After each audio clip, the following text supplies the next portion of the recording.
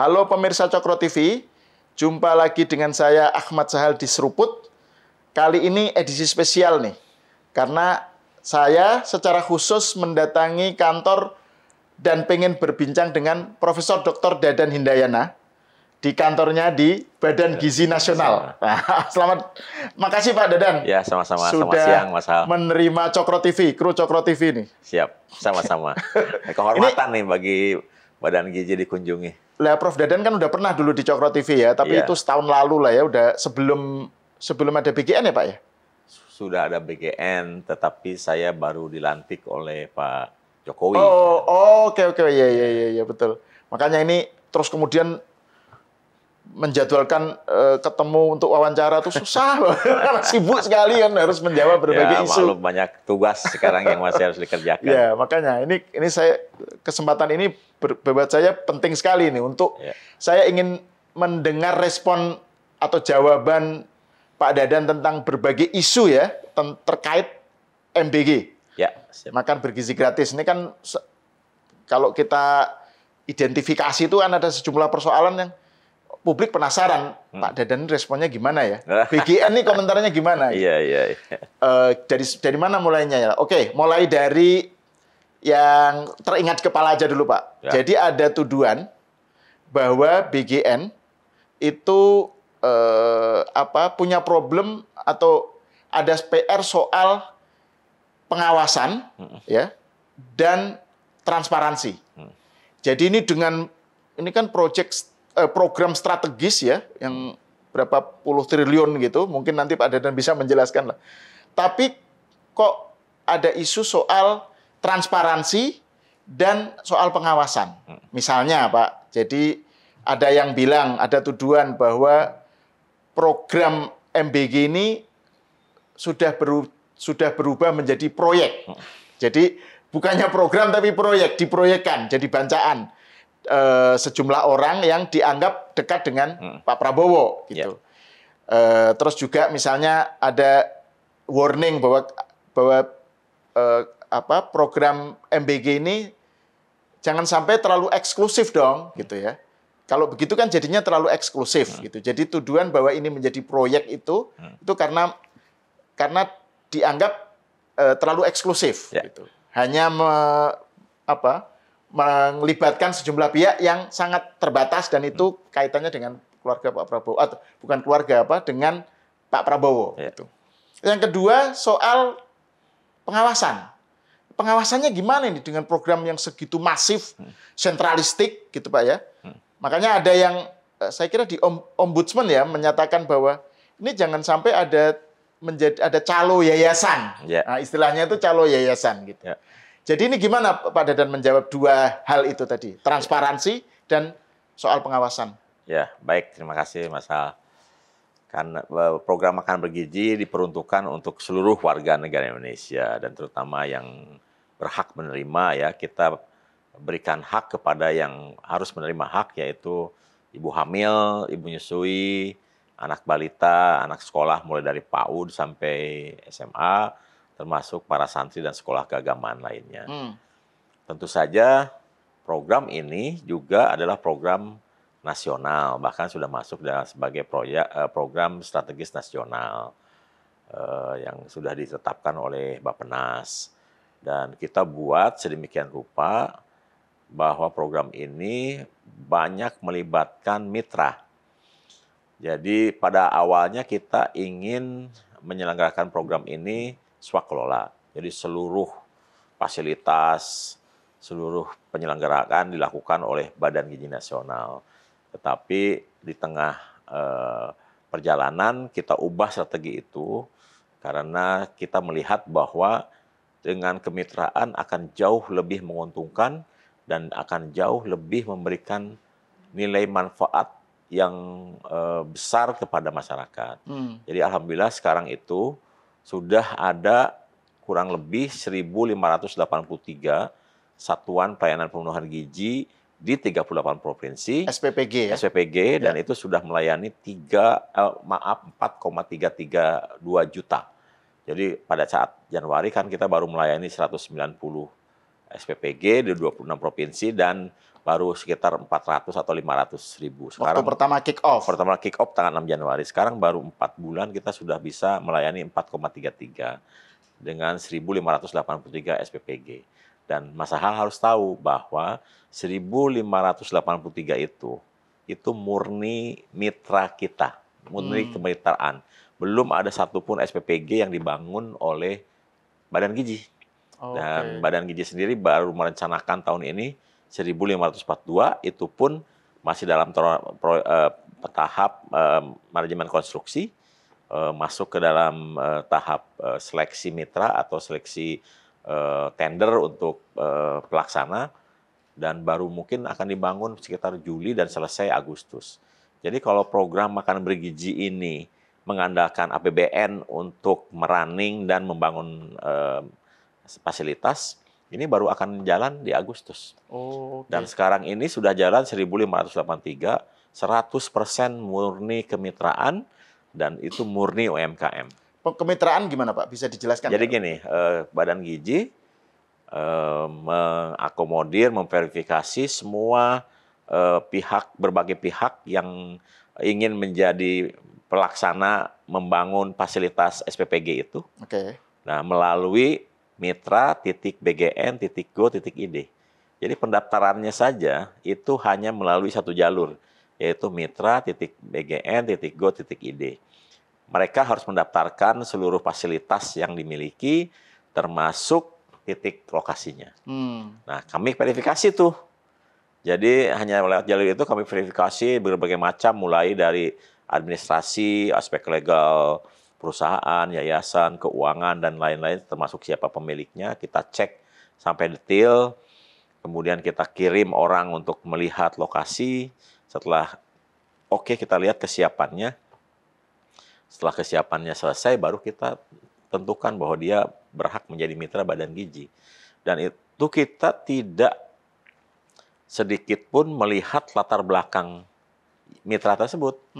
Kami itu justru baru tahu siapa yang bersangkutan itu setelah mereka jadi mitra, kemudian ada yang lapor dari sekitarnya, kenapa yang itu kok ditunjuk sebagai mitra? Kan waktu Pilpres berlawanan gitu. Jadi ada tuduhan ini semuanya adalah pendukung Pak Prabowo, itu tidak benar. Kalau Mas Ahal bisa cek ke Maluku Utara, 4 SPPG yang pertama yang di launching dan dilaksanakan dari 6 Januari di Maluku Utara itu juru bicara 01. Juru bicara 01. SPPG yang sudah jalan di Bali itu pendukung 03.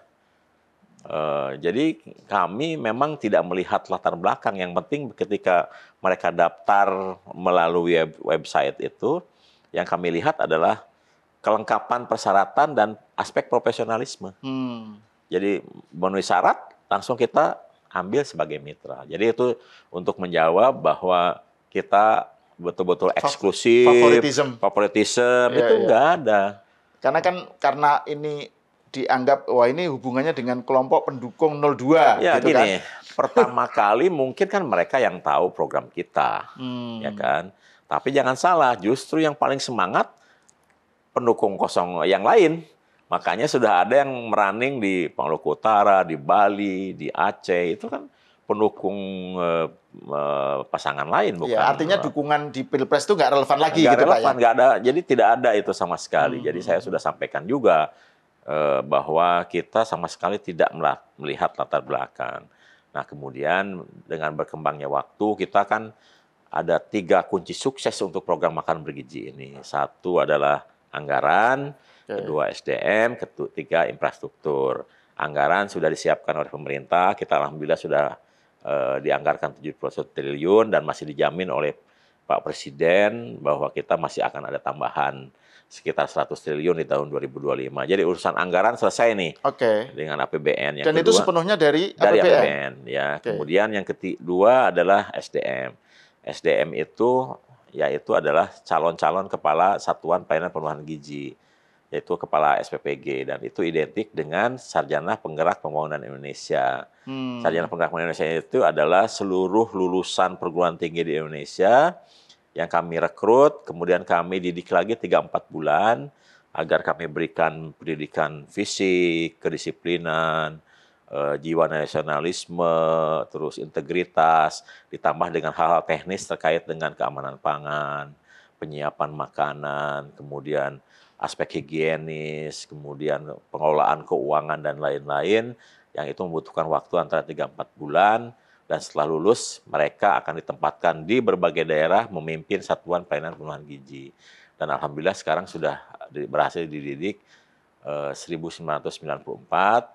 Mereka sekarang sudah bekerja memimpin satuan-satuan pelayanan ini, dan kami sekarang masih mendidik 30.000 dan baru akan selesai di akhir Juli untuk bisa merunning 30.000 satuan pelayanan pemenuhan gizi. Nah, yang ketiga yang paling penting adalah juga infrastruktur. Nah, infrastruktur itu apa? Yaitu gedung satuan pelayanan pemenuhan gizi, gedung SPPG. Nah, ini kita targetkan bahwa Badan Gizi hanya akan bangun maksimal 2.000. Yaitu untuk daerah-daerah yang terpencil, terluar, yang butuh intervensi uang negara. Sementara di daerah-daerah agregasi, aglomerasi, ya itu kita berikan kesempatan yang seluas-luasnya kepada mitra, mereka yang berperan di food and beverage, atau mereka yang sudah terbiasa running bisnis gitu, atau kantin-kantin dan sebagainya, sehingga bisa terlibat di dalam program makan bergizi. Dan jumlahnya mungkin sekitar 28.000. Dan itu dia terlepas dari BGN ya? Dia sebagai apa itu? Dia sebagai mitra, jadi bisa yayasan, bisa perusahaan. Bukan tadi yang di pelatihan tadi itu Pak? Itu yang memimpin SPPG, SPPG itu dilatih di Universitas Pertahanan, tetapi nanti setelah lulus menjadi pegawai Badan Gizi. Dan inilah yang kemudian mereka akan memimpin satuan-satuan pelayanan di daerah-daerah itu. Jadi garda terdepan lah gitu. Oke. Nah, ini masih terkait soal SPPG ini, Pak. Ya. Karena kan yang rame dituduhkan itu kan misalnya SPPG ini tadi ada yayasan gitu ya. Yayasan itu dianggap sebagai dipimpin oleh orang-orang yang bagian dari pendukung Prabowo gitu kan. Itu kan narasinya kan begitu, Pak. Terus kemudian kelompok inilah yang kemudian ikut menyeleksi atau dia bagian men-screening gitu loh, mana yang masuk dalam SPPG dan mana yang enggak. Terus yang juga ada tadi itu tuduhan calo yayasan. Makanya ada istilah calo yayasan. Jadi ini peranan yayasan ini kemudian menjadi krusial di sini karena ada istilah calo yayasan itu. Terus juga pertanyaan lain soal kan kemarin ada kasus SPPG di mana yang kemudian Kalibata ya, kasus yang soal reimbursement atau soal pendanaan lah gitu. Bisa dijelaskan nggak Pak? Dua tuduhan itu, dua isu itulah gitu. Pada awalnya kan kita ingin bekerja sama dengan semua pihak ya, dengan perorangan, dengan pemilik PT, CV, atau siapa saja kelompok masyarakat. Tapi kemudian ketika kita masuk di dalam program pengelolaan keuangan, itu Kementerian Keuangan mengeluarkan koridor terkait dengan bantuan pemerintah. Nah, bantuan pemerintah itu hanya boleh diberikan kepada perorangan, kelompok masyarakat, atau yayasan. Nah, Badan Gizi tidak mau ambil risiko dengan perorangan atau kelompok masyarakat karena ini rentan terhadap isu-isu nanti nepotisme, pertanggungjawaban, kemudian profiling dan lain-lain. Kami tetap memilih yayasan. Kenapa yayasan? Karena berbadan hukum. Nah, yayasan ini sebetulnya merupakan bagian dari prosedur persyaratan pencairan keuangan. Jadi uang itu datang dari KPPN, masuk ke rekening yayasan, sehingga ini bisa dibelanjakan dengan mudah kepada petani, nelayan, dan semua UMKM tanpa harus lewat e-katalog. Tapi oleh Badan Gizi diubahlah persyaratan ini, tidak hanya yayasan, tapi kemudian kita bikinkan sekarang virtual account yang diverifikasi oleh dua pihak, satu oleh Kepala Satuan Pelayanan, satu lagi oleh personal dari yayasan. Nah, yayasan ini kemudian idealnya adalah pemilik fasilitas, ya kan? Apakah itu bangunan dibangun sendiri, ruko yang direnovasi, atau catering yang sudah biasa menggunakan, atau restoran yang berubah fungsi.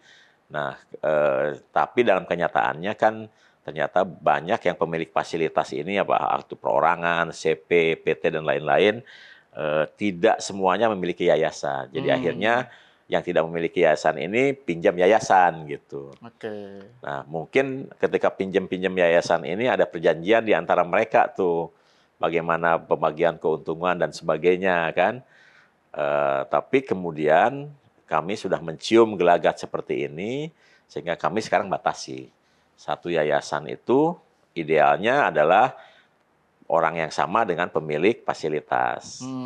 Nah, kalau ternyata tidak demikian, maka yayasan kita batasi maksimal 10 untuk satu provinsi.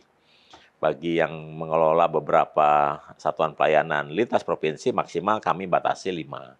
Kecuali untuk yayasan-yayasan yang berafiliasi dengan institusi, contohnya dengan contoh Eka Bayangkari, miliknya Polri ya, yayasan, sehingga satu di Indonesia itu cuma satu yayasan itu, atau Muhammadiyah satu di seluruh dunia gitu.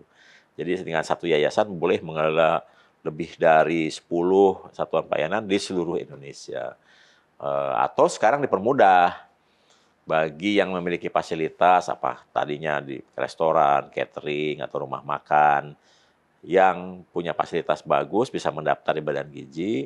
Ketika tidak memiliki yayasan, kita bisa permudah yayasannya karena sudah ada komitmen dari Kementerian Hukum bahwa untuk yayasan yang dibuat khusus untuk makan bergizi itu ada fasilitas khusus dan waktunya hanya mungkin seminggu selesai.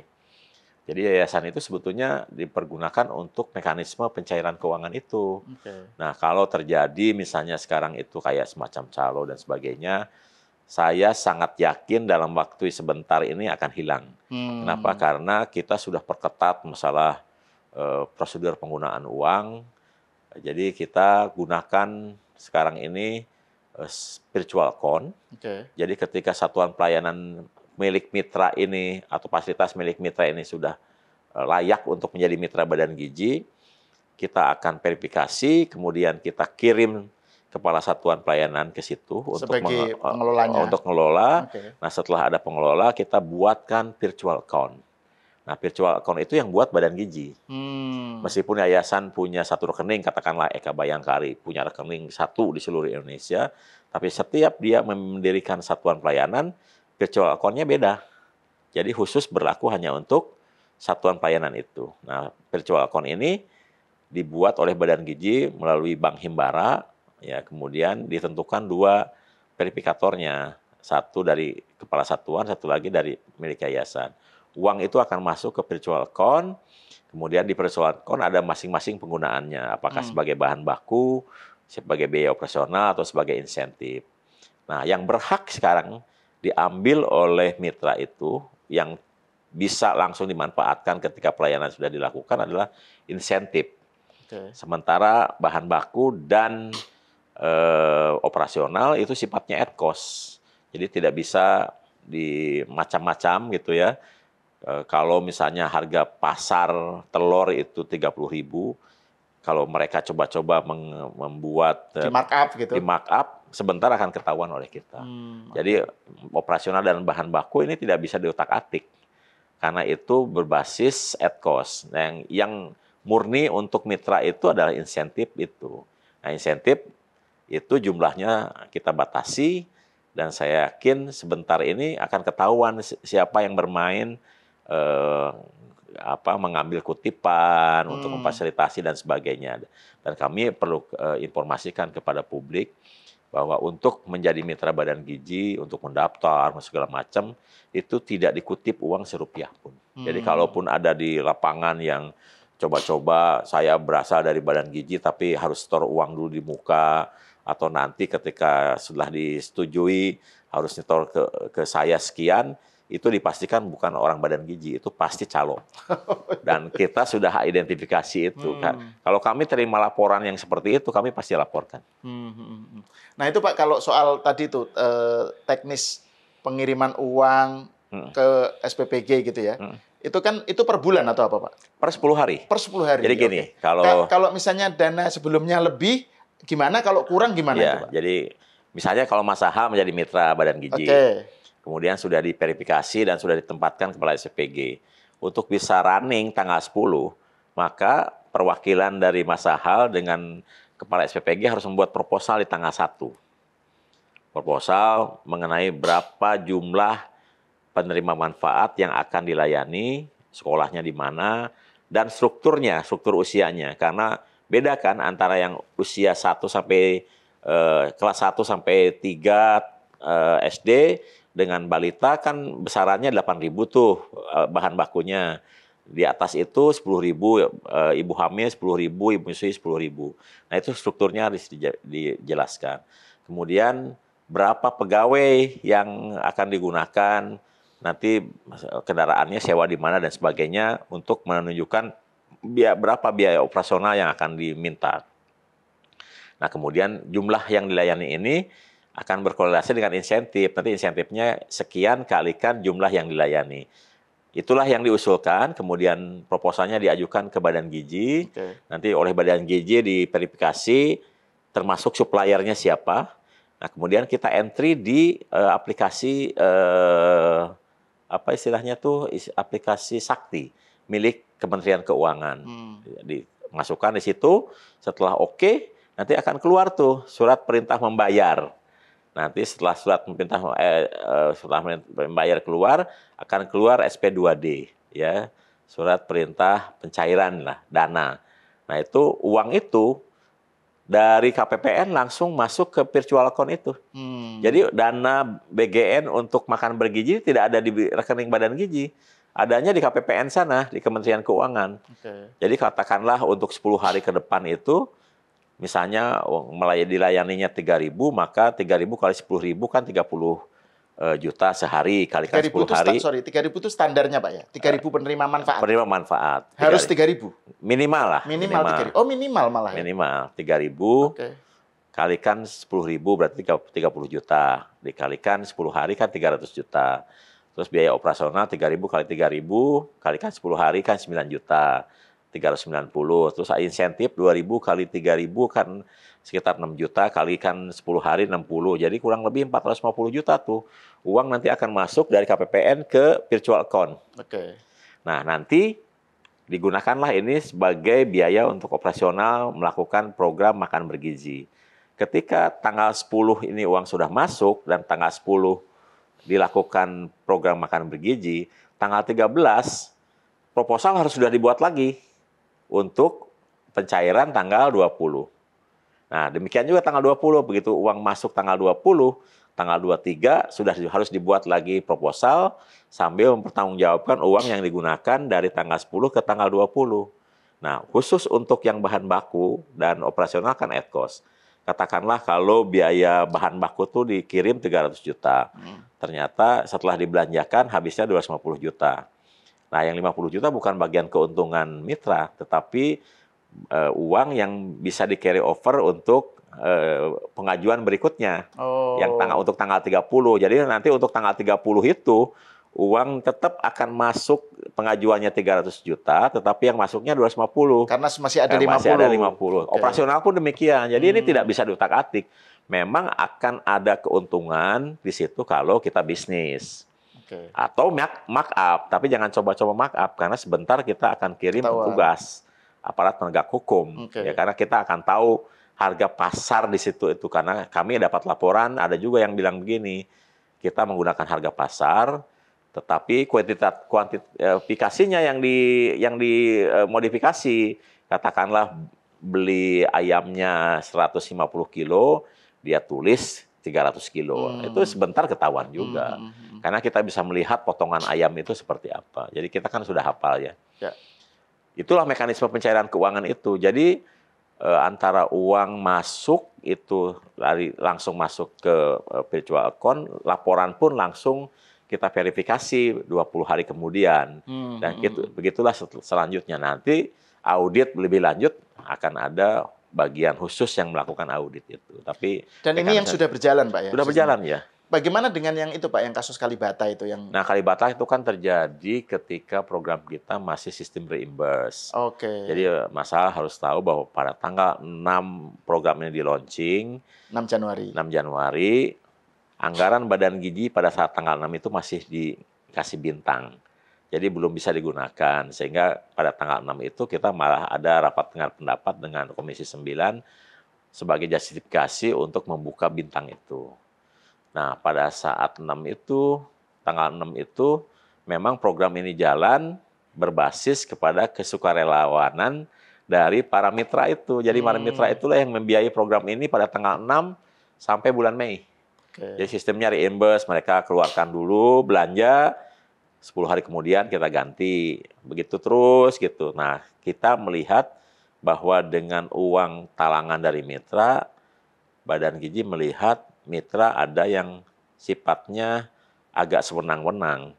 Karena mereka merasa punya uang, mereka lah yang menentukan pembelanjaan, harganya mereka yang menentukan dan sebagainya. Badan Gizi tidak bisa apa-apa saat itu kan, karena kita sudah berterima kasih juga bahwa mereka dulu, sudah gitu ya? nalangin, tapi kita melihat dalam jangka panjang tidak bisa seperti itu. Maka ketika ada libur Lebaran kita kasih ambil kesempatan untuk break, kemudian kita lunasin semua talangan-talangan itu, dan sekarang SPPG boleh jalan kalau sudah ada virtual account dan sudah ada uang yang dikirimkan ke Badan Gizi untuk 10 hari ke depan.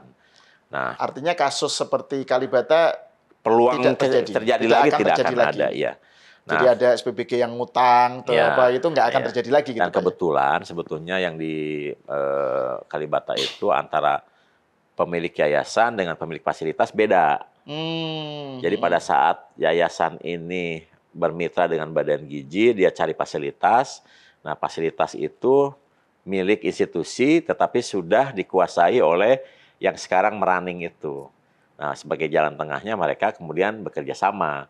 Nah, tapi kita tidak tahu kerjasamanya seperti apa. Yang jelas ada perjanjian di antara mereka bagi untung gitu loh.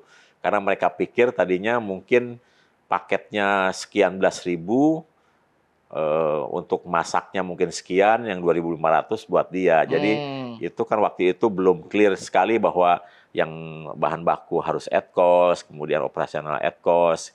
Yang fix itu baru insentifnya saja. Nah, pada saat itu mungkin mereka pikir satu paket itu mereka bisa kelola gitu. Bisa disiasatin lah gitu ya. Makanya kemudian terjadi kasus itu karena antara kenyataan dengan perjanjian mereka beda. Nah, kemudian yayasan yang dikirim uang oleh Badan Gizi sudah masuk, yang belanja yang punya fasilitas. Nah, yayasan minta pertanggungjawaban dari pemilik fasilitas ini, tidak pernah keluar dokumentasinya, makanya uang tidak dikirim-kirim. Kemudian ributlah di antara mereka. Sekarang sih sudah selesai. Oke. Nah, terus ini Pak, saya mau melanjut lagi ke isu yang sering diramekan lah ya, berita soal ada keracunan di beberapa tempat dan sejumlah siswa lah gitu ya mengalami keracunan karena makan bergizi gratis gitu ya. Nah, saya ingin ada penjelasan dari Pak Dadan mengenai SOP ya. SOP yang ditekankan oleh Badan Gizi Nasional ya terkait MBG, makan bergizi gratis. Yang kira-kira kemudian menjaga quality control, menjadi quality control ya, kendali mutu terhadap makanannya, gitu Pak. Karena kan ini SPBG itu kan banyak ya, dan masing-masing kan mungkin juga berbeda-beda gitu, tingkat mungkin dapurnya atau apanya gitu, sehingga apa yang dilakukan oleh Pak Dadan ya? Bagaimana Pak Dadan merespon itu, terus apa yang dilakukan dan supaya tidak terjadi lagi itu seperti apa? Ya, kita sebenarnya sudah menetapkan dan sudah mengantisipasi hal-hal yang terburuk sekalipun ya. Oleh sebab itu, ketika kita mengolah makanan, kemudian mendeliver ke penerima manfaat, kita sudah antisipasi bahwa aspek higienis penting sekali, aspek bahan baku penting sekali, keamanan pangan penting sekali, sampai tempatnya pun kita desain yang betul-betul higienis dan mudah dibersihkan. Dan setiap kali kita mengirim makanan ini ke penerima manfaat, pada saat pengiriman itu katakanlah jam 7, jam 8, jam 11, seluruh sampel yang dikirimkan itu kita simpan di Satuan Pelayanan Pemenuhan Gizi. Ini sebagai antisipasi kalau terjadi apa-apa, kita bisa merujuk kepada sampel ini. Nah, gitu. Nah, kemudian ketika terjadi kasus di satu tempat, ketika sudah dikirim, ternyata sampai di tempat tiba-tiba ada gambar belatung, SOP-nya kita tingkatkan supaya pada saat mengirim, semua dipoto dulu, divideokan supaya kalau ada apa-apa itu kejadiannya di lapangan. Nah, beberapa kejadian memang ada mulai dia dari Sukoharjo terkait dengan gangguan pencernaan ini. Yeah. Karena yang ini baru tahap operasional, saat itu di satuan pelayanan itu ada satu alat yang belum lengkap, yaitu tempat pendingin itu untuk menyimpan bahan baku. Sehingga ketika bahan baku datang itu harus segera diolah jam 11 malam, kemudian mau digoreng jam 1, pada saat mau digoreng itu gasnya habis saat itu, sehingga terjadi jeda waktu yang cukup lama, si bahan baku ini tidak segera diolah, digoreng, sehingga kemudian terjadilah kasus di mana 40 orang terkena dampaknya di Sukoharjo itu. Tapi itu satu kejadian yang terjadi ketika SPPG baru mulai beroperasi. Dan kami perbaiki sehingga itu tidak pernah terjadi lagi. Kemudian kejadian belakangan ini ada di Cianjur, di Bandung, di Tasik, di Bogor, di Pali. Itu rata-rata penyebabnya adalah satu, bahan baku yang sudah tidak fresh. Yang kedua, lama masaknya yang terlalu awal. Durasi masaknya. Sehingga kita perbaiki tuh. Sekarang itu kita minta bahan bakunya harus yang segar. Kalau ada supplier yang mengirim bahan baku sudah jelek, harus ditolak gitu. Supaya jaminan bahan baku yang pertama udah bisa dipenuhi. Yang kedua, sekarang kita pendekkan waktu memasaknya. Jadi kan kadang-kadang ada yang masak dari jam 11, jam 12. Sementara yang sudah lama seperti di Sukabumi itu jam 3 aja sudah bisa gitu. Dan itu semakin jam 3 subuh. Jam 3 subuh sudah siap gitu. Sudah mulai masak. Okay. Sehingga pada saat jam pengiriman pertama jam 7 itu sudah bisa terkirim dan sudah selesai. Jadi sekarang itu sudah mulai pendek tuh waktunya. Nah, kemudian pada saat pengiriman kita juga perketat. Jadi kalau makanan itu harus sampai jam 7.45, ya pengirimannya jangan terlalu jauh karena maksimal hanya 30 menit. Nah, sesampainya di sekolah, makanan sudah sampai juga tidak boleh terlalu lama antara makanan sampai dengan waktunya konsumsi. Jadi kan ada kalau anak kelas 1 sampai 3 itu istirahatnya sekitar jam 8:30. Jadi dia harus sudah datang jam 8. Ketika anak yang lainnya istirahat 9:30, berarti jam 9 harus datang.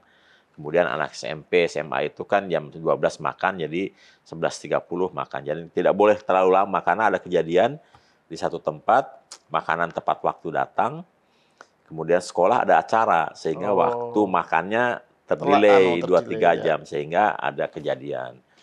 Nah, kemudian sekarang kita minta agar pada saat mau dibagikan, dilakukan uji organoleptik, atau membaui, memegang atau melihat gitu.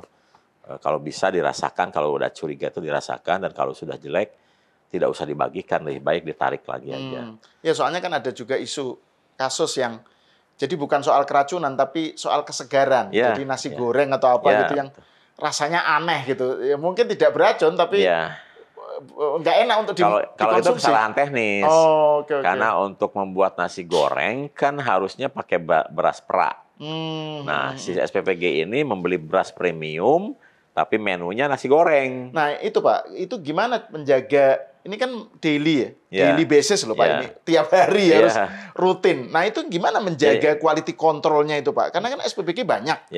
Terus kalau misalnya ada kesalahan prosedur atau apa itu menanganinya gimana, dan ada punishment atau apa, ada sanksi atau apa gitu gimana Pak? Dan kasus-kasus seperti ini kan kita cepat handle ya. Karena kebetulan alhamdulillah di Badan Gizi ini kan ada evaluasi rutin harian. Jadi setiap jam 3:30 sampai jam 5 itu begitu selesai melakukan pelayanan, kemudian ada Zoom meeting seluruh Indonesia. Dan sekarang karena jumlahnya sudah terlalu banyak, akhirnya dibagi region gitu. Jadi kalau Senin dengan Sumatera, Selasa dengan wilayah Jawa Barat, kemudian Jawa Tengah, Jawa Timur hari Rabu, hari Kamis dengan wilayah Kalimantan, kemudian sisanya hari Jumat. Jadi dan gitu. Itu Pak Pak Dadan harus ikut terus? Rutin. Saya tidak setiap hari, tapi ketika saya sempat, saya ikut. Oke. Tapi ada yang menghandle setiap hari. Itu evaluasi yang kita lakukan. Sehingga kalau Mas Aha misalnya kirim berita ke kita, tolong ada berita tentang nasi goreng itu. Kita dalam waktu 10 menit, kita sudah tahu jawabannya. Bahwa ini kesalahan teknis. Jadi ketika dia mau masak nasi goreng, yang dimasak nasinya nasi premium. Kemudian airnya terlalu banyak, ya pasti lembek. Ketika dimasak dalam jumlah besar, ya pasti tidak bagus tekstur dan mungkin dari penampilan kan tidak menarik. Sehingga belum sempat dimakan, mereka sudah tidak ingin makan karena seleranya tidak muncul kan karena tampilannya jelek. Nah, oleh sebab itu dari kasus hal seperti itu termasuk juga dari kejadian-kejadian belakangan ini ternyata kejadian itu dilakukan oleh SPPG yang sudah lama operasional. Mulai tanggal 6 Januari, ada yang tanggal 14 Januari, ada yang Februari. Jadi kita melihat SPPG ini sudah merasa terbiasa melakukan pelayanan dan menganggap itu normal-normal saja dan tidak pernah kejadian sebelumnya.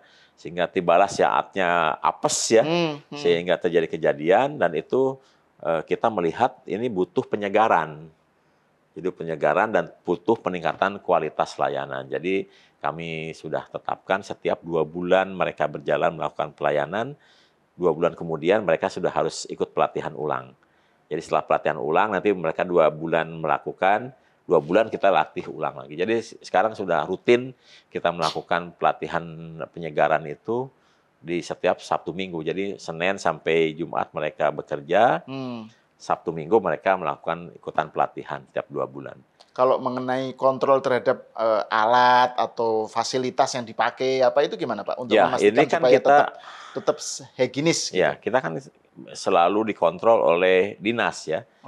Dinas Ketahanan Pangan, Dinas Kesehatan, beberapa daerah sudah dikunjungi BP POM untuk mengecek. Contoh untuk bahan baku, itu setiap bulan yang ngecek adalah Dinas Ketahanan Pangan. Untuk checking apakah ada bahan berbahaya, kemudian ada residu pestisida. Yang bekerja di dalam itu dicek rutin oleh Dinas Kesehatan, apakah mereka berpenyakit atau tidak. Nah, seluruh fasilitas dari segi higienis, kelayakan, biasanya BP POM yang melakukan itu. Kita sudah mencatat sampai sekarang itu ada 106 kunjungan BP POM daerah ke SPPG untuk melihat aspek higienis tersebut. Nah itu Pak, itu kan SPPG yang sekarang ini dari yang ditargetkan, itu kan masih berapa persen Pak? Sekarang baru kurang lebih 6%. 6% ya? Ya. Nah itu, ini saya mau pertanyaan berikutnya sih, soal sentralisasi gitu ya. 6% dengan jumlah yang seperti itu. Dan nanti kalau sudah mencapai katakan aja 90% atau apa kan makin besar. Artinya yang ditangani oleh Badan Gizi kan makin banyak ya. Tapi kan ini sistemnya kan sentralistik ya. Jadi betul-betul BGN terhadap SPPG gitu kan. Dan itu tadi meskipun melibatkan badan-badan lain gitu, tapi kan pada ujungnya tetap ini adalah sentralistik. Nah, kan ada beberapa kritik itu Pak terhadap sistem semacam ini. Jadi kritik ini sebenarnya pada metodenya, bukan pada tujuannya. Mereka setuju tujuannya bahwa ide makan bergizi gratis itu kan intervensi pemerintah untuk bonus demografi gitu ya, supaya siap gitulah generasi mendatang, generasi sekarang anak muda untuk mendatang. Tetapi metodenya ini kok sentralistik gitu.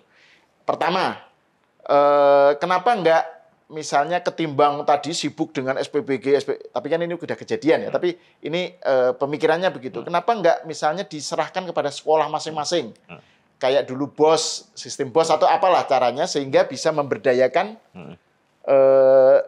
shareholder di sekolah itu atau pedagang-pedagang sekitar gitu.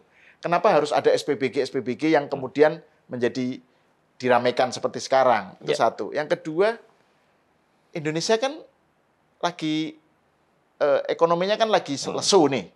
Pertumbuhan ekonominya kan nggak sesuai target lah gitu ya. Memang kondisi dunia seperti itu. Kenapa sifatnya universal program ini. Kenapa nggak difokuskan aja ke daerah-daerah yang misalnya isu stunting atau daerah yang tertinggal atau apa gitu, Pak. Jadi ini dua pertanyaan mengenai metode atau means untuk mencapai tujuan itu, Pak. Ya, gini. Saya jelaskan dulu dari aspek ekonomi ya. Ya. Kenapa kita tetapkan dengan SPPG minimal 3.000 dan maksimal 4.000 itu berkaitan dengan aspek ekonomi itu, Mas Al. Kalau kita tetapkan kurang dari 3.000, maka mitra-mitra yang ingin bergabung dengan Badan Gizi, nanti kasihan return of investment-nya terlalu lama. Nah, kemudian kenapa kita batasi maksimal hanya 4.000, tidak boleh lebih dari 4.000, karena ini untuk keadilan ekonomi. Nah, jadi 3.000 itu kalau Mas Sahal misalnya membangun fasilitas dari baru dengan selengkap seluruh fasilitasnya itu habis katakanlah jumlah tertentu. Dengan 3.000 itu kalikan 2.000 insentifnya, maka return of investment-nya 2 tahun udah balik. Sorry, 3.000 penerima manfaat. Penerima manfaat. Ya, jadi itu siswa atau ibu hamil dan menyusui. Anak balita yang menyusui. Tapi kalau di atas 4.000 nanti terlalu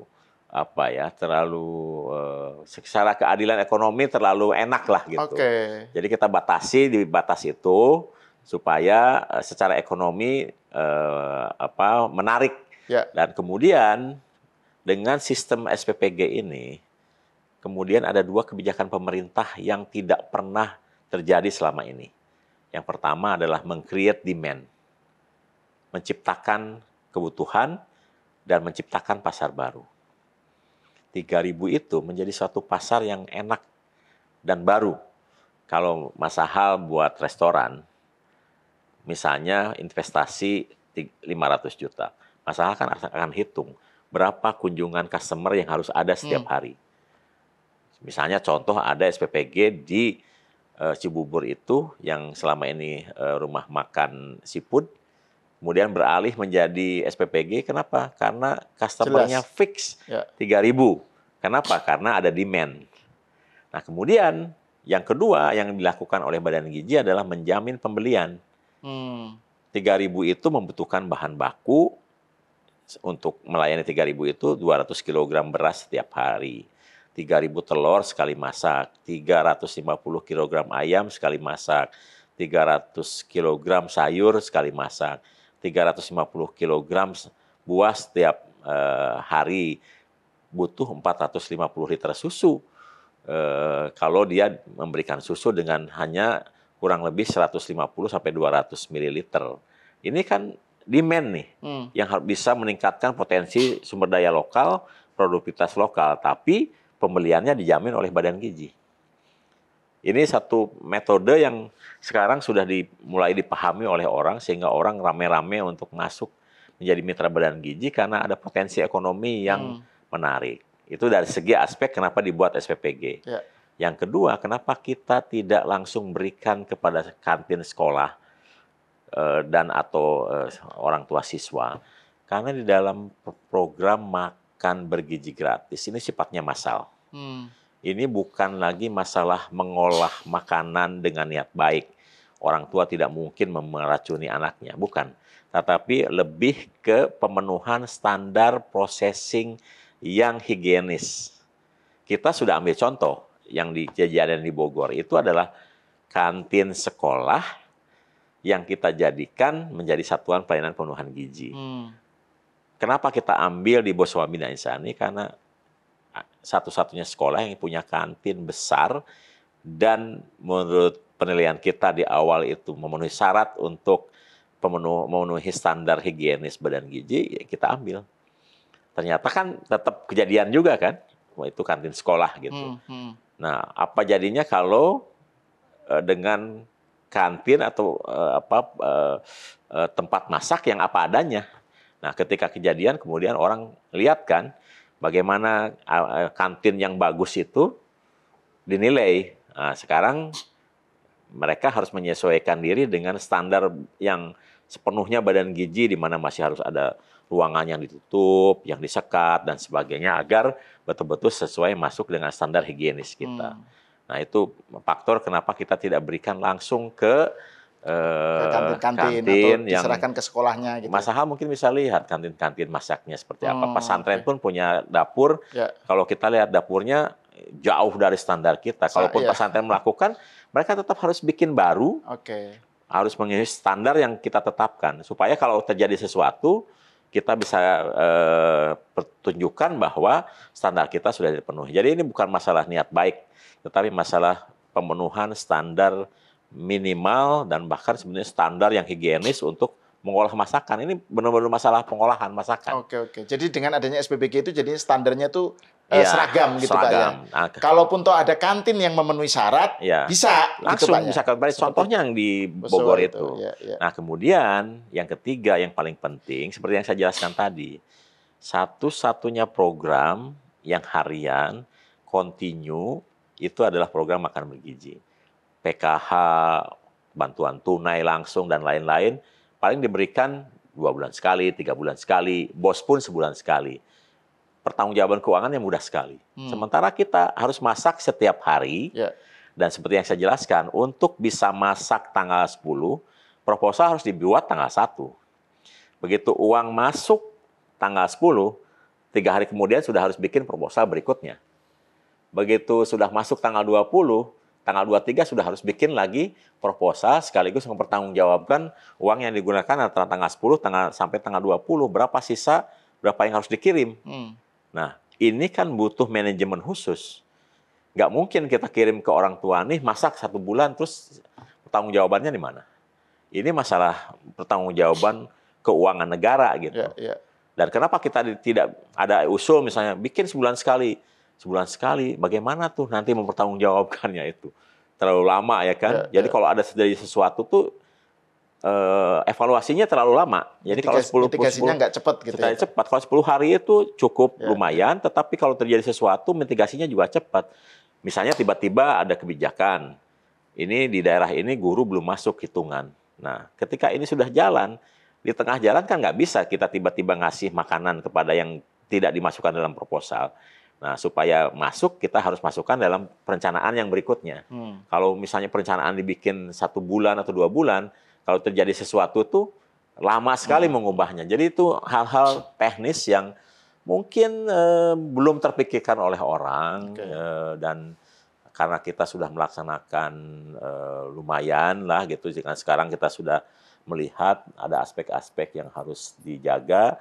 Jadi itulah kenapa kita tetap menggunakan standar-standar kita higienis, keamanan pangan dalam bentuk SPPG, harus ada kepala SPPG-nya, harus ada akuntannya, harus ada ahli gizinya, processing. Itu elemen-elemen yang harus ada dalam SPPG. SPPG. Gitu, Pak, ya?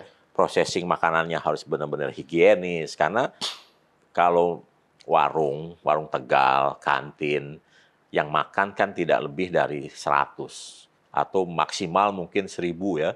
Itu pun hampir jarang kantin bisa dimakan oleh 1.000. Kalau terjadi 1-2 kan tidak di cover media. Kalau ini program nasional, 1-2 orang kena tetap aja jadi berita besar gitu kan. Iya kan? Betul nggak? Yang kena 1-2 itu tetap aja jadi berita besar. Jadi tetap harus kita jaga.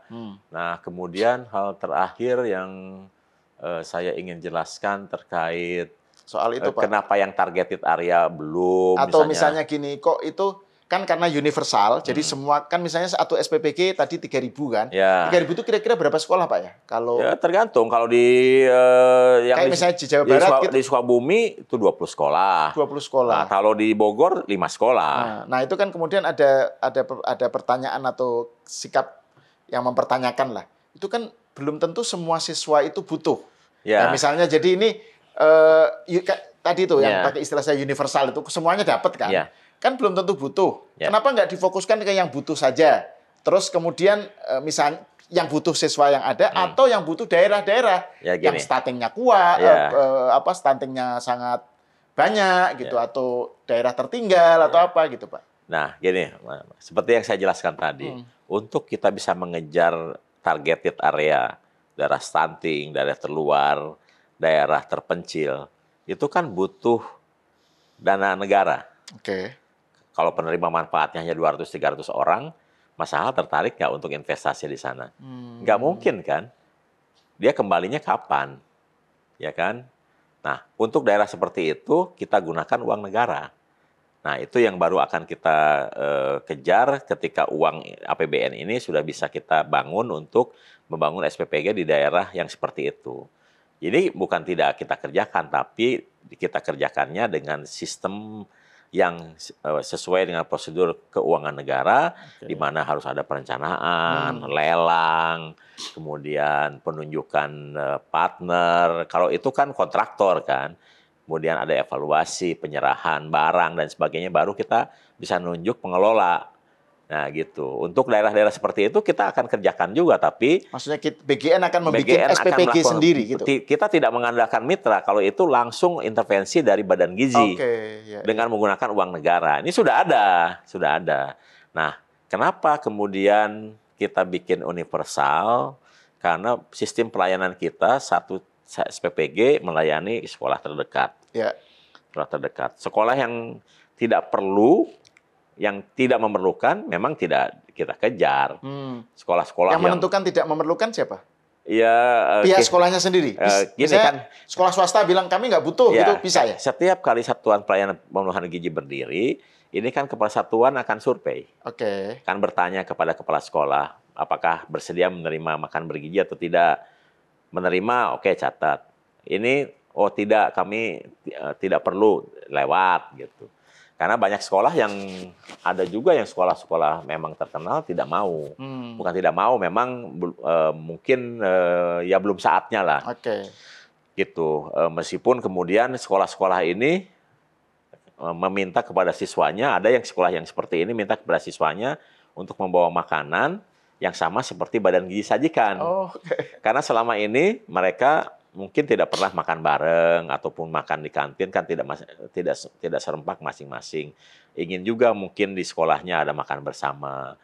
Tapi kalau minta ke Badan Gizi kan mungkin bukan kelasnya. Jadi mereka meminta kepada siswanya untuk bawa, dan biasanya orang tua juga memberi makanan itu kan sederhana kan. Misalnya nasi dengan nugget atau nasi goreng dengan dengan telur gitu. Sementara di Badan Gizi kan selalu ada nasi, lauk ya, atau ayam, telur, ada sayur, ada buah, ada susu. Jadi yang sekolah yang ini pun sudah minta seperti ini gitu, hampir sama. Nah, kami kemudian kalau masuk di sekolah yang mau menerima manfaat, di satu sekolah itu tidak mungkin kita membedakan antara yang memerlukan dan tidak memerlukan. Karena ini adalah masalah hak. Karena Pak Presiden sendiri sudah memperhitungkan 82,9 juta itu seluruh anak. Mau yang kaya, mau yang kurang beruntung, itu sudah masuk dalam hitungan. Nah, ketika satu sekolah sudah, sekolah-sekolah negeri ya, atau sekolah swasta di pedesaan gitu, sudah menerima sekolahnya mau, maka seluruh anak mendapatkan makanan itu.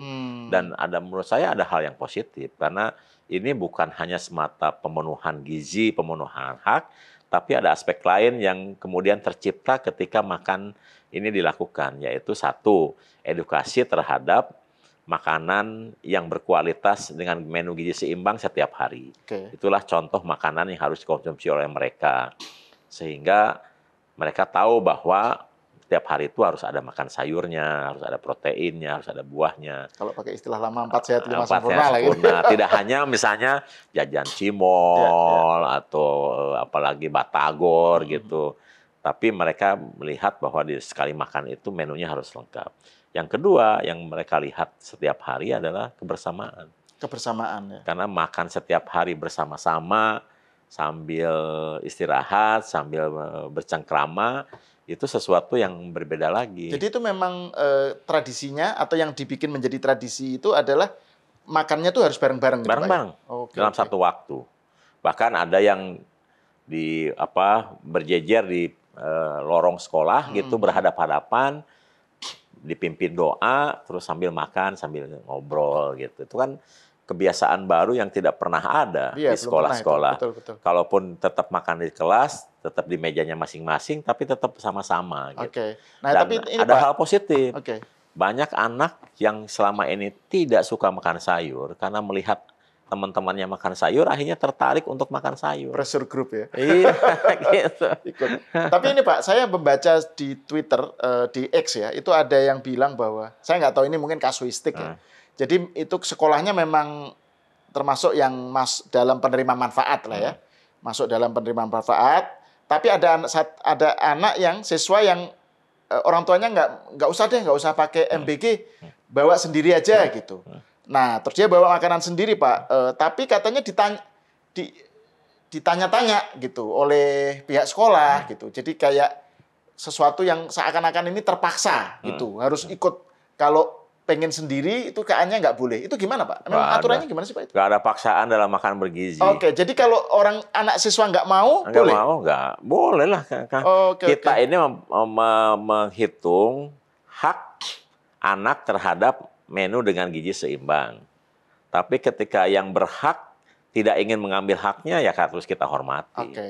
Waktu kami dulu mengajukan uji coba di Warung Kiara Sukabumi itu, ada satu sekolah yang gurunya menolak, kepala sekolahnya tidak ingin ada makan bergizi, kami lewati.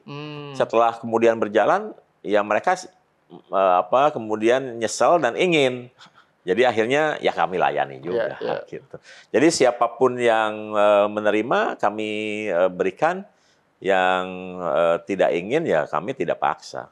Tidak paksa kan itu bagian kewajiban kita memenuhi hak mereka. Ketika yang berhak tidak ingin menerima ya kami hormati. Gitu. Oke.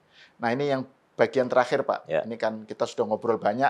Saya ingin ada semacam concluding remarks, bukan closing remarks lah dari Pak Dadan tentang program ini MBG ya.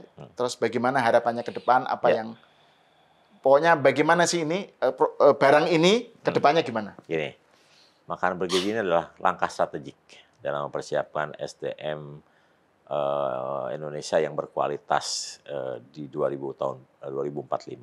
Kenapa demikian? Karena penduduk Indonesia sampai sekarang masih tumbuh 6 orang per menit. Ya, 6 orang per menit. 3 juta per tahun.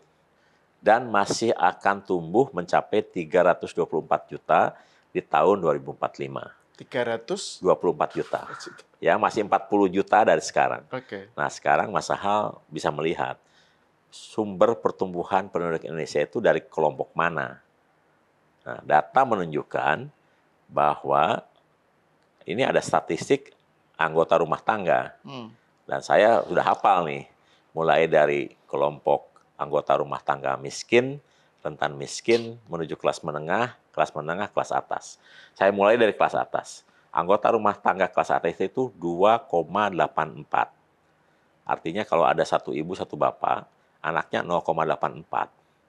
Ya, jadi kalau ada 100 keluarga kelas atas, 84 keluarga anaknya 1. 16 keluarga anaknya 0. Jadi, di anggota rumah tangga kelas atas ini, yang ada adalah declining kan. Keluarga kan tidak tumbuh. Ibu dan bapak digantikan oleh 0,84 anak. Demikian juga dengan kelas menengah, yang 3,21. Artinya ada satu ibu, satu bapak, anaknya rata-rata 1,2. Ya, 2 orang digantikan oleh 1,2. Apa yang terjadi? Pasti declining juga kan. Ini sama dengan tren di kelas-kelas negara maju kan. Karena pendidikannya maju, meningkat, lama, rata-rata kemudian akhirnya menghasilkan pertumbuhan penduduk yang declining.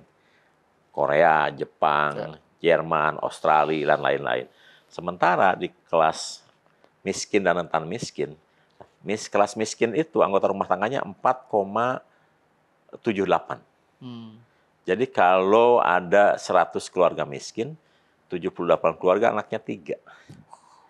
Ya, 22 keluarga anaknya 2. Kalau kita gabungkan miskin dan rentan miskin, anggota rumah tangganya menjadi 4,56. Jadi kalau ada 100 keluarga miskin dan rentan miskin, 56 keluarga anaknya 3, 44 keluarga anaknya 2. Inilah sumber pertumbuhan penduduk Indonesia. Dan itu berapa persen, Pak? Miskin dan rentan miskin? Ya, kurang lebih lebih dari 50% lah. Ya kan? Ya kan?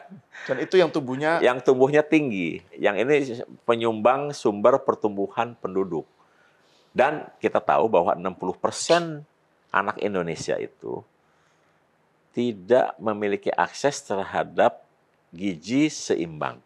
Jadi kalau makan itu ada nasi, ada bala-bala, ada kerupuk, ada Indomie. Yang semuanya all karbohidrat, ya kan? Sementara juga 60% anak itu tidak pernah minum susu. Bukan karena tidak tahu susu bermanfaat, tapi karena tidak mampu beli susu. Kenapa? Karena anak-anak ini lahir dari golongan orang tua yang pendidikan rata-ratanya 9 tahun. Kan rumusnya jelas, semakin tinggi pendidikan anaknya turun. Semakin rendah pendidikan anaknya banyak. Itu yang terjadi di Indonesia. Nah, itu kenapa Pak Presiden kemudian bilang ini langkah strategi kita. Karena mereka yang sekarang ada dalam kandungan, mereka yang sekarang masih balita, mereka yang sekarang ada di TK, mereka yang sekarang ada di SD, SMP, SMA, 20 tahun kemudian, tahun 2045, ini kan tenaga kerja produktif. Sekarang di kandungan, lahir, 20 tahun lagi tenaga kerja produktif. Mereka yang sekarang di SD, usia 7 tahun, tambah 20, 27 tahun. SMP juga demikian, ini tenaga produktif. Nah, kalau kita tidak intervensi dengan gizi seimbang dari sekarang, kita khawatirkan mereka akan tumbuh dengan tidak optimal dan menjadi tenaga kerja produktif di 2045 yang kualitasnya rendah. Tentu saja selain makan bergizi harus diimbangi dengan kualitas pendidikan. Nah, itu untuk menghasilkan generasi emas itu. Tapi itulah kenapa makan bergizi ini penting, karena kita intervensi 60% anak Indonesia itu yang tidak punya akses terhadap gizi seimbang. Jadi memang sangat penting, karena ada 2 titik penting dalam pertumbuhan anak, yaitu pertama adalah 1000 hari pertama, yaitu ibu hamil, anak dalam kandungan, anak ketika disusui, dan 2 tahun di luar kandungan. Itu untuk kecerdasan, mencegah stunting. Tapi ketika tumbuh dari usia 8 sampai 18 tahun, ini harus kita intervensi juga, karena pada saat itu adalah pertumbuhan maksimal dari tubuh anak itu. Kalau kita tidak intervensi dengan gizi seimbang, maka tubuhnya mungkin tidak setinggi yang kita inginkan. Kita ingin menghasilkan generasi yang cerdas, tapi juga tinggi-tinggi. Mirip seperti bangsa Jepang lah gitu. Yang IQ-nya rata-rata tinggi dan main sepak bolanya kan sudah mulai sejajar dengan kualitas dunia ya, karena tinggi-tinggi. Itu yang kita hasilkan. Katanya tahun 60-an dulu Pak, ketika publik Jepang itu terekspos dengan sepak bola, mereka itu agak khawatir itu. Ngekop bola itu, nyundul bola itu bagi mereka itu justru artinya masih asing gitu dengan sepak bola gitu. Sekarang kan menjadi malah pionir ya di Asia ya. Dan belum terkalahkan di Asia lah sementara ini. Ya, ini pertanyaan yang paling terakhir Pak, tapi ini sifatnya teknis. Kan MBG itu kan program harian Pak. Tapi ini kan sebentar lagi akan libur panjang nih. Itu gimana Pak ininya, kebijakannya itu? Ya gini, awalnya kita berpikir akan stop ya. Tapi kalau libur panjang, kemudian sementara kita sudah intervensi anak itu selama ini di sekolah, jadi kita sedang berpikir dan sudah minta kepada Kepala Satuan Pelayanan Pemenuhan Gizi ngecek ke sekolah masing-masing, selama liburan itu anak bisa datang ke sekolah berapa hari sekali. Ya, jadi ketika misalnya katakan anak itu bisa datang 2 kali sehari dalam seminggu ke sekolah, maka pada hari dia datang, Senin, kita masak untuk mereka, kemudian makan di sekolah, sambil kita bekali untuk 2 hari kemudian. Nanti hari Kamis datang lagi, untuk kita sajikan makanan yang segar, sambil kita bekali untuk 2 hari berikutnya. Jadi yang sedang kita pikirkan demikian. Ini soalnya pertama kali kan Pak ya? Pertama kali ya. Menghadapi liburan panjang ini kan? Jadi dulu waktu pertama kali melakukan uji coba makan bergizi dan datang hari puasa, juga kita kebingungan gimana caranya puasa. Akhirnya Pak Presiden bilang, pokoknya anak tetap harus dikasih makan ya. Akhirnya kita buat modifikasi, makanan dibawa ke rumah. Jadi yang disajikan adalah makanan yang awet kan, telur, telur rebus, susu, buah, ditambah dengan kue fortifikasi kering. Nah, sekarang pada menjelang libur kita sedang memikirkan cara seperti itu. Jadi kita akan tanya ke siswa-siswa itu, mereka sanggup berapa hari sekali. Kalau mereka ingin datang setiap hari, kita masak setiap hari. Tapi kalau mereka misalnya sanggupnya 2 hari sekali, kita 2 hari sekali masak sambil hari berikutnya kita kasih makan yang bisa dibawa pulang. Kalau seminggu sekali ya kita seminggu itu kita kasih makan, kemudian 4 hari, 5 hari berikutnya kita bekali untuk dimakan di rumah. Tapi yang langsung bisa dimakan. Ya. Itu caranya. Oke. Agar intervensi gizinya tetap nggak kemudian ada break jeda. lama, ada terus break. tidak ada intervensi gitu kan. Ya. Tidak ada intervensi gizi kan. Ya. Bisa ini juga itu jadi gangguan. 3 minggu kan waktu yang cukup panjang tanpa kontinuitas gitu. Betul. Kita sedang memikirkan caranya itu. Oke, terima kasih Pak Dadan Hindayana atas obrolannya, atas klarifikasinya, jawabannya, dan informasi-informasinya tentang makan bergizi gratis. Ya. Dan terima kasih juga Cokro diberi kesempatan ngobrol-ngobrol di kantornya di siap. BGN. Oke, pemirsa, sampai di sini dulu. Terima kasih, Mas. Kita sama-sama Pak Dadan, kita berjumpa lagi di episode selanjutnya.